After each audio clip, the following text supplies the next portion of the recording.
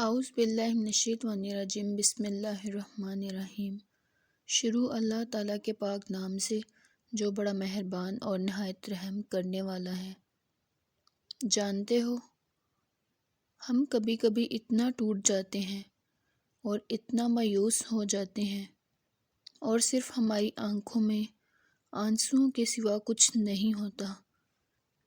اور ہم بس اللہ سے شکوے شکایتیں کرتے رہتے ہیں کہ اللہ نے میری دعا قبول ہی نہیں کی، یا یہ کہ اللہ تعالیٰ سب کو تو نے سب کچھ دیا ہے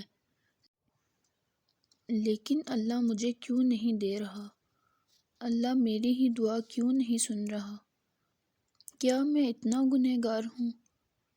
روتے ہوئے جب ہم یہ کہتے ہیں کب تک صبر کرنا پڑے گا، تو قرآن پاک میں جواب ملتا ہے، تم کیا جانو، شاید وعدے کا وقت قریب ہو۔ پھر جب ہم کہتے ہیں کہ لیکن لگتا ہے تو مجھے بھول گیا ہے یا اللہ، تو پھر قرآن پاک میں جواب ملتا ہے، تم مجھے یاد کرو، میں تمہیں یاد کرتا رہوں گا۔ اللہ فرماتا ہے، اے نبی صلی اللہ علیہ وآلہ وسلم، میرے بندے اگر تم سے میرے متعلق پوچھیں تو انہیں بتا دو کہ میں ان سے قریب ہوں، پکارنے والا جب مجھے پکارتا ہے تو میں اس کی پکار سنتا ہوں اور جواب بھی دیتا ہوں۔ تو ہم یہ کیوں سوچتے ہیں کہ اللہ تو ہماری پکار سن ہی نہیں رہا؟ جب اللہ پر توکل کیا ہے تو یہ مت سوچو کہ جو مانگا ہے وہ کب اور کیسے ملے گا، بلکہ انتظار کرو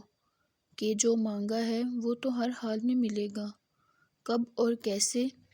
اب یہ تو اس کا فیصلہ وسیلہ بنانے والے پر چھوڑ دو نا۔ جب تم ناممکن حالات کے باوجود دعا مانگنا نہیں چھوڑتے تو پھر اللہ تمہیں معجزوں کا راستہ دکھاتا ہے،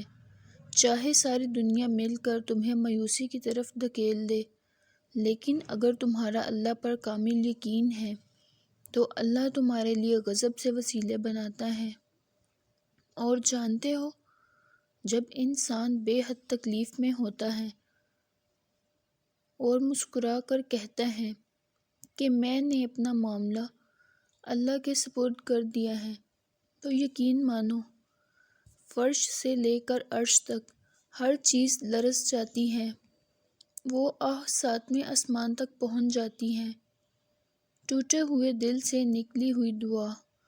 اور آہ کبھی بھی رائگاں نہیں جاتی، اور جب معاملہ اللہ کے سپرد کر دیا جاتا ہے تو ظالم کبھی بھی بچ نہیں پاتا، وہ بڑا رحمان اور رحیم ہے۔ اور جب تم نے کبھی یہ نہیں سنا، وہ بڑا ذوالجلال ہے۔ اور ایک بات بتاؤں، اگر تم تھوڑی سی آزمائش سے ڈر کر اپنا یقین ہار بیٹھ جاؤ گے تو تمہاری دعائیں کیسے قبول ہوں گی؟ قبولیت کا ایک اصول ہے، صبر رکھو